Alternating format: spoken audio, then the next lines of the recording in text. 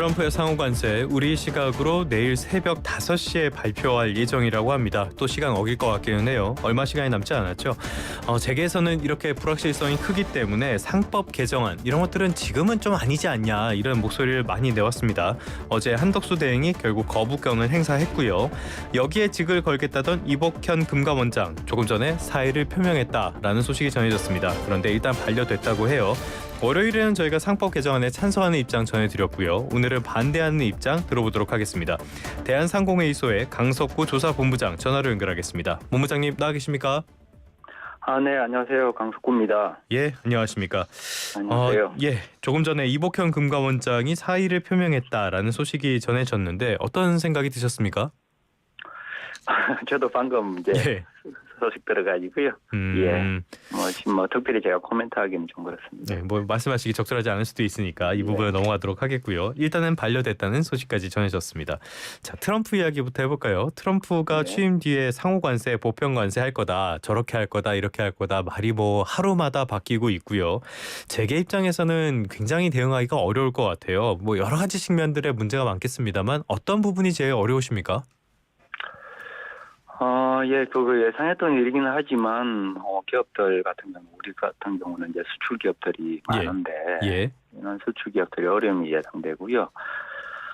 특히 우리나라 기업들의 그 매출액 영업 이익률이 한 5% 정도 내외입니다. 그런 상황에서 관세가 거기 10% 20% 이렇게 더 이상 이렇게 되면은 사실상 수출을 하기가 어려운 이런 구조가 됩니다. 그렇다면 수익성에 결국엔 영향을 받을 수밖에 없다. 가격 경쟁력에도 문제가 생기는 거 아닙니까? 만약에 보편 관세 같이 이제 어떤 경쟁국하고 같이 관세를 부과받을 경우에는 이제 가격 경쟁력에 큰 영향은 없겠지만 미국 내 제조하는 기업하고 만약에 경쟁을 해야 되는 상황이라면은 당연히 가격 경쟁력에 영향을 미치는 겁니다. 대한상의 쪽에서는 준비는 어떻게 하고 계십니까? 현재 저희가 기업들로부터 의견을 듣고 있는 상태고요. 그리고 어떻게 대응해야 될지에 대한 의견을 지금 조사를 하고 있는 상황이고 실제 며칠 전에 저희가 조사를 한 게 있습니다. 한 2,100개 정도 제조업 기업 대상으로 조사를 하니까 제조사의 한 60%가 트럼프발 관세에 직간접 영향을 받고 있다. 받을 우려가 있다. 걱정을 했고요. 직접적으로 영향을 미친다는 기업이 한 14% 정도 되고 간접적으로 영향을 미치는 기업이 한 46% 정도 되는 것 같습니다. 특히 업종별로 좀 차이가 좀 뚜렷했고요. 알겠습니다. 역시 이럴 때는 상의 역할이 중요할 것 같은데 힘드시겠지만 앞으로도 노력 좀 부탁드리도록 하겠고요. 네, 감사합니다. 상황이 이렇다 보니까 주목을 받았던 말이 이건 것 같아요. 최태원 회장께서 지금이 타이밍이냐라는 말씀을 하시는 게 바로 상법 개정안이거든요. 경제단체 쪽에서는 기존에도 상법 개정안에 대해서 반대 입장을 내시긴 했는데 지금은 특히 더 안 된다라고 보시는 배경은 뭡니까? 지금 앞서 말씀하신 것처럼 지금 국내적으로 불확실성이 가장 엄청나게 크게 지금 몰려오고 있는 상태고 그중 하나가 이제 트럼프발 관세죠. 관세고 두 번째 같은 경우는 이제 관세로 인해서 전반적으로 이제 작년에 높았던 물가가 좀 안정세를 찾아가는 상황이었는데 거기에 다시 이제 브레이크가 좀 걸리는 형국이 될 가능성이 있습니다. 아무래도 이제 관세가 가격에 전가될 경우에는 이제 물가에 영향을 미치기 때문에 지금 상황에서 이제 그러면 관세 장벽에다가 인플레이션 우려가 다시 이제 올라올 가능성이 있고요. 그런 상황에서 지금 산업이 완전히 바뀌고 있는 상황입니다. AI 혁명으로 인해서 완전히 어떤 기존의 어떤 경쟁 체제가 완전히 바뀌는 상황이기 때문에 이는 불확실성이 한꺼번에 지금 몰려오고 있는 상황입니다. 불확실성 큰 상황이고 우리 같은 경우는 지난 20여 년 동안 자유무역 체제, W 체제 속에서 잘 이렇게 경제 활동을 잘 한 상황이었고 그런 상황이었는데 앞으로 이제 새로운 국면에 돌입한 상황이라서 이는 불확실성이 큰 상황이라고 볼 수 있습니다. 알겠습니다. 지난달 소비자 물가 상승률이 지금 전에 보니까 2.1%로 나왔더라고요. 아직까지는 안정세긴 한데 관세 영향 어떻게 미칠지는 조금 더 지켜보긴 해야 될 것 같습니다. 아무튼 불안한 점이 굉장히 많은 그런 상황이라고 할 수가 있겠는데 어제 한덕수 대행이 거부권을 행사를 했어요. 그렇다고 해서 끝난 건 아니고요. 야당 쪽에서는 절대 포기하지 않겠다라는 입장이거든요. 어떻게 보고 계십니까?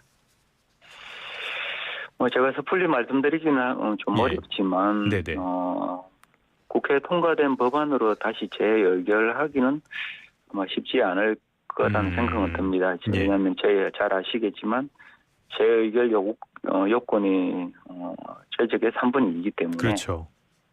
그래서 국회 내 또 실제 이견이 있는 상태고요. 그래서 그 요건을 맞추기는 쉽지 않을 거고, 근데 이제 거기 새로운 형태로 법안이 발의되면은 이제 일반 결의로 하게 되는데, 그럴 경우에는 이제 뭐 통과 가능성은 높을 거라고 생각하고요.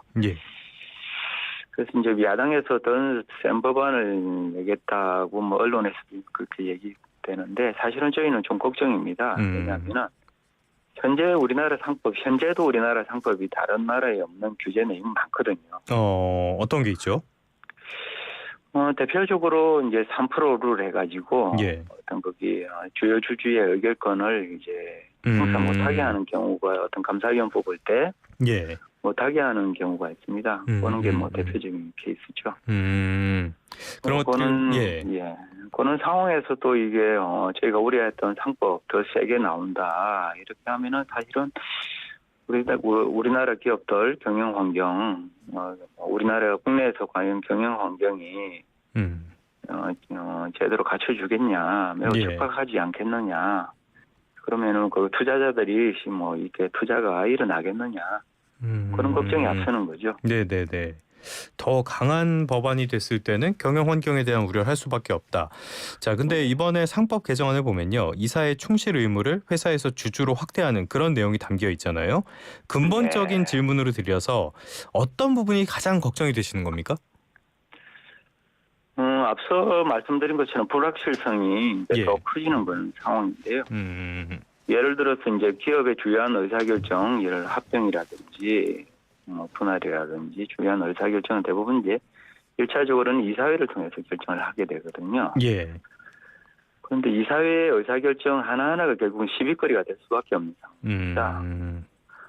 뭐 이사회에서 회사의 경쟁력 강화를 위한 뭐 정상적인 의사결정까지도 사실 일부 주주한테는 이제 그게 예득실이 조금은 다를 수 있거든요. 그럴 수 있죠. 그런데 이제 그 일부 주주가 이제 거기에 대해서 문제 삼기 시작하면은 끝이 없이 이제 결국은 논란거리가 될 수밖에 없고요. 그렇게 되면 이사들은 뭐 그게 안전하기 위해서 아무것도 의사결정하기 어려운 상황입니다.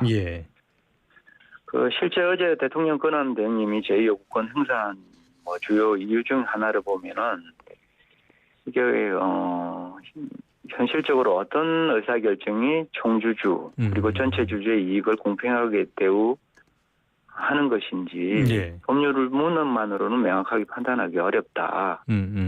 그래서 기업들이 의사결정 과정에서 예상치 못한 혼란이 있을 수밖에 없다. 이런 말씀도 하셨거든요. 그건 뭐 실제 이뿐만 아니라 저희가 작년에 민주당하고 간담회에서도 한 기업인이 이런 말씀을 좀 하셨어요. 기업이 이제 경쟁력을 갖추려면은 혁신이 요구되는데, 혁신은 이제 역발상에서 시작되지만, 역발상은 사실상 주주를 설득하기가 어렵다. 근데 경쟁력을 갖추려면 기업들이 결국 모험적인 도전을 해야 되고, 모험적인 도전이라는 게 사실은 실패 확률이 높죠, 그죠? 아무래도 그럴 수밖에 없죠. 그런데 만약에 상법 개정되면은 이런 주주들 과연 설득할 수 있겠느냐? 실패 확률 높은데, 왜 거기에 돈을 투자하냐 이런 얘기가 당장 나올 수밖에 없죠. 그러면 기업 경쟁력 담보는 사실상은 어렵게 되는 겁니다. 그러면은 뭐 수년가 같은 걸 계산했을 때 어떻게 잘 되기 어려운 리스크가 큰 사업도 필요할 때가 있는데 이런 것들에 문제가 생길 수 있다. 자, 그렇다면 시비거리라고 말씀을 해주셨는데 어떤 법적인 문제 같은 것들도 분명히 있을 거란 말이죠. 근데 찬성하는 쪽의 입장에서는 우리나라에서 소송하는 게 그렇게 쉬운 일이 아니고 충실을 의무라는 게 일반적으로 경영상의 결정 자체에는 적용되지 않다.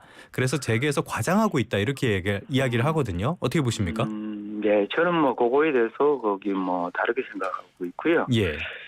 왜냐하면은 거기 상법 개정되면은 주주가 소송을 할 수 있는 요인이 지금 높아지는 건 당연합니다. 예. 왜냐하면은 현재 법상에서는 이제 소송 주주가 어떤 거기 피해를 받아 소송을 했을 때 그 소송의 승소를 했을 때 그 결과물이 회사로 귀속이 되거든요. 예. 근데 이제 개정안이 되면은 실제 이제 주주가 소송을 제기하면은 그것 만약에 승소를 했을 때 그 승소 결과물이 주주로 귀속되게 돼 있습니다. 예. 가능하게 돼 있고요. 예. 그렇기 때문에 이제 그 일단 1차적으로 요인이 상당히 높아지는 상황이고,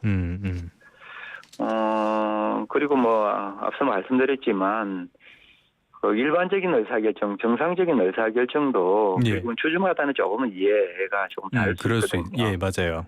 그렇기 때문에 그 뭐 정상적인 의사결정도 충분히 일반적인 의사결정도 소송의 대상이 될 수 있다고 봅니다. 뭐 소송이라든지 행정비용 같은 것들도 늘어날 테니까 기업 쪽에서는 안 좋은 일인 건 분명하고요. 자, 대한상의 쪽에서 하신 말씀 중에 눈에 띄었던 게 상법 개정안이 개정이 된다고 해서 주주가치 재고라는 입법 목적을 달성하기는 어렵다라는 말씀도 있었거든요. 이거는 무슨 뜻입니까? 이 주주 가치라는 게 뭐 여러 가지 포괄적인 의미일 수 있는데요. 예.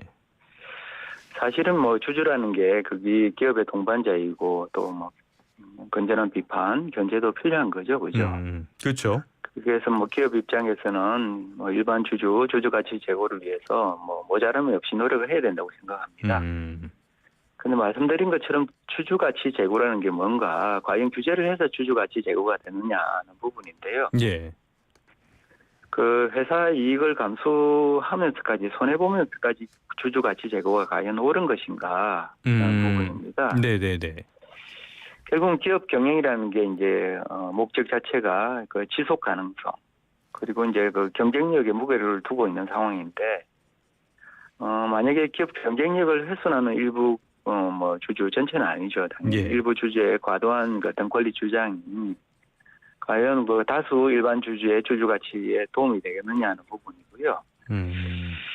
실제 뭐 많은 연구에서 뭐 이런 얘기가 좀 있었습니다. 한국은행 연구에서도 이제 성장 속도가 빠른 기업의 경우에는 주주들한테 환원하는 것보다는 투자를 통해서 수익성 그리고 성장성을 개선하는 게 기업 가치 제고에 더 보다 바람직하다. 뭐 미국의 빅테크 같은 것들이네요. 예, 물론 뭐 반대의 경우도 있겠죠, 그죠? 예. 그리고 뭐 또 다른 연구에 보면은 기업의 R&D와 투자 같은 것이 기업의 성장 동력 변수들을 하고 이런 투자 R&D와 투자 같은 어떤 기업 성장 동력의 변수가 PBR하고 상관관계가 있다. 라는 연구도 있거든요. 그래서 뭐 기업 가치라는 게 뭐 다의적인 해석이 가능하겠지만 뭐 기본적으로 저희 뭐 회사라는 기본 원칙에 따라서는 회사는 결국 기업 가치라는 게 지속 가능성하고 경쟁력을 통해서 수익성을 많이 제고하고 그것을 주주들한테 많이 환원하는 게 결국은 기업 가치의 어떤 선순환이 아니겠느냐 생각합니다. 하긴 뭐 주주 가치를 과도하게 고려했다면 지금의 반도체나 조선, 자동차 산업 같은 것들은 없었겠죠. 그런 측면에서는 충분히 납득이 갈 만한 이야기인데 하필 이 타이밍에 이런 문제가 터졌어요. 유상증자 이슈가 한 군데도 아니라 두 군데에서 나와버렸거든요. 그러다 보니까 야 이걸 보니까 진짜 상법 개정 필요한 거 아니야? 라는 목소리가 더 세질 수밖에 없을 것 같아요. 이 부분에 대해서는 어떻게 생각하십니까? 제가 개별 기업 뭐 어떤 사정 자체를 다 알지 못하는 상황이기 때문에 거기에 대해서 뭐 코멘트하기는 조금 그런 것 같고요. 뭐 타이밍 말씀하셨는데 그 뭐 여러 가지 해석이 가능할 것 같은데 저는 기본적으로 이 상황을 보면서 유상증자가 결국은 기업을 성장하기 위해서는 결국은 뭐 돈이 필요해서 유상증자를 하는 거잖아요. 예, 그렇죠. 결국은 그 기업이 거기 투자 성장하는 기업들이 돈이 필요해서 이제 거기 돈을 조달하는 방법이 사채를 발행하거나 증자를 하거나 그러면 빌리는 방법 이거 건데. 예. 결국은 이제 기업이 선택한 게 이제 유상증자를 선택한 건데. 지금은 그 기업들이 성장 과정에서 거기 자본금을 확충하는 어떤 정상적인 기업 활동 중 하나거든요. 유상증자라는 것이. 근데 지금 분위기에서는 이게 유상증자는 해서는 안 될 방법인 것처럼 조금 비춰지고 있어가지고 오히려 저는 그게 더 좀 우려되는 대목이라고 봅니다.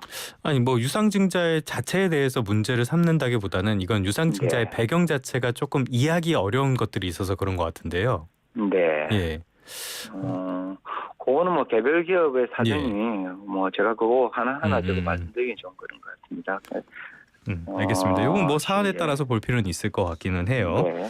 일단은 근데 경제단체 쪽에서는 상법 개정안보다는 자본시장법 개정 논의에 적극적으로 참여하겠다 이런 입장이시잖아요. 예. 예, 그렇게 하면은 이런 주주가치 제고라든지 이런 것들이 충분히 가능하다고 보시는 겁니까?